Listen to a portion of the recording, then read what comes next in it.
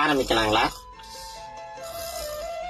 ஏதே பந்த வாசம் இவன் வாயில் கெட்ட வாசம், இவனே தண்டச்சோறு இவனுக்கு காதல் ஒரு கேடு, இன்னவன் நல்லா தூங்குவான் இது மட்டும் இவனுக்கு தெரியும்.